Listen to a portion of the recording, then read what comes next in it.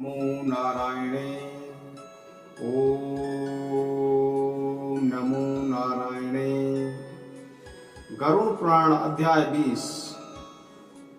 गरुड़ जी भगवान विष्णु जी से प्रश्न करते हैं कि हे प्रभु, प्रेत योनि में जो कोई भी प्राणी जाते हैं वह कहाँ वास करते हैं, वे कहाँ रहते हैं?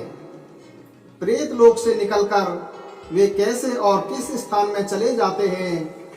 84 लाख योनियों से व्याप्त यम तथा हजारों भूतों से रक्षित होने पर भी प्राणी नरक से निकलकर कैसे इस संसार में विचरण करते हैं, इसे आप बताने की कृपा करें। भगवान श्री कृष्ण कहते हैं कि हे पक्षीराज, जहाँ प्रेतगण निवास करते हैं उसको तुम सुनो। छल से पराई धन और पराई स्त्री का अपहरण तथा द्रोह से मनुष्य निशाचर योनि को प्राप्त होते हैं। वे शरीर रहित होकर भूख प्यास की अथाह पीड़ा को सहन करते हुए यत्र तत्र भटकते रहते हैं। वे प्रेत चोर के समान उस महाफत के लिए पितृभाग में दिए गए जल का अपहरण करते हैं। तदंतर पुनः अपने घर में आकर वे मित्र के रूप में प्रविष्ट हो जाते हैं और वहीं पर रहते हुए स्वयं रोग शोक आदि की पीड़ा से ग्रसित होकर सब कुछ देखते रहते हैं।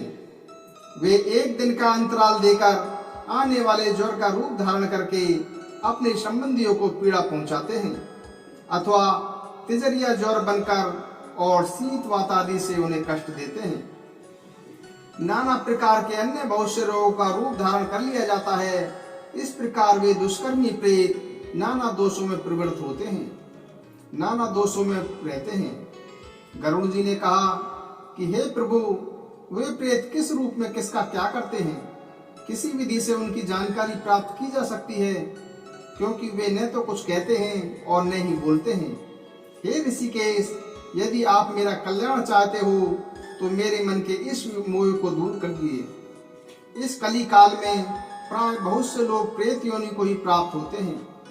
भगवान विष्णु कहते हैं कि हे गरुण, प्रेत होकर प्राणी अपने ही कुल को पीड़ित करता है। वह दूसरे कुल के व्यक्ति को तो कोई आपराधिक छिद्र प्राप्त होने पर ही पीड़ा देता है। जीते हुए तो वह प्रेमी की तरह दिखाई देता है, किंतु मृत्यु होने पर वही दुष्ट बन जाता है। जो भगवान श्री रुद्र के मंत्र का जाप करता है और धर्म में अनुरक्त रहता है, देवता और अतिथि की पूजा करता है, सत्य तथा प्रिय बोलने वाला होता है, उसको प्रेत पीड़ा नहीं दे पाते हैं। जो व्यक्ति सभी प्रकार की धार्मिक क्रियाओं से परिवृष्ट हो गया है और नास्तिक प्रवृत्ति का है, धर्म की निंदा करने वाला है और सदैव असत्य बोलता है, उसी को प्रेत कष्ट पहुंचाते हैं। कली काल में अपवित्र क्रियाओं को करने वाला प्राणी प्रेत योनि को प्राप्त होता है। हे कश्यप, इस संसार में उत्पन्न एक ही माता पिता से पैदा हुए बहुत से संतानों में एक सुख का भोग करता है और एक पाप कर्म में अनुरक्त रहता है। एक संतानवान होता है, एक प्रेत से पीड़ित रहता है, और एक पुत्र धन धान्य से संपन्न रहता है और एक का पुत्र मर जाता है। एक के मात्र पुत्रियां ही होती है। प्रेत दोष के कारण बंधु बांधवों के साथ विरोध होता है। प्रेत योनि के प्रभाव से मनुष्य को संतान नहीं होती है। यदि संतान उत्पन्न होती भी है तो वह मर जाती है। प्रेत बाधा के कारण ही तो व्यक्ति पशुहीन और धनहीन हो जाता है। उसके कुप्रभाव से उसकी प्रकृति में परिवर्तन आ जाता है। वह अपने बंधु बांधवों से शत्रुता रखने लगता है। अचानक प्राणी को जो दुख प्राप्त होता है वह प्रेत बाधा के कारण ही होता है। नास्तिकता, जीवन वृत्ति की समाप्ति, अत्यंत लोभ तथा प्रतिदिन होने वाले कलह, ये प्रेत से पैदा होने वाली पीड़ा है। अकाल मृत्यु या दाह संस्कार से वंचित होने पर प्रेत योनि प्राप्त होती है, जिससे प्राणी को दुख झेलना पड़ता है।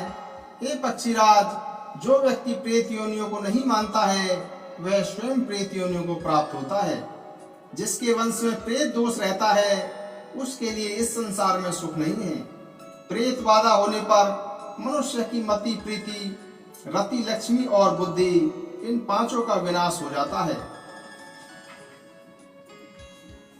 यदि वह प्राणी भूत प्रेत पिशाच अथवा अन्य किसी से पीड़ित होता है तो उसको अपने पितरों के लिए नारायण बलि करानी चाहिए। ऐसा कर वह सभी प्रकार की पीड़ाओं से मुक्त हो जाता है। पुण्य नाम का जो नरक है उससे पिता की रक्षा पुत्र करता है। उसी कारण से इस लोक और परलोक में उसे पुत्र कहा जाता है। ओम नमो नारायणे। ओम नमो नारायण।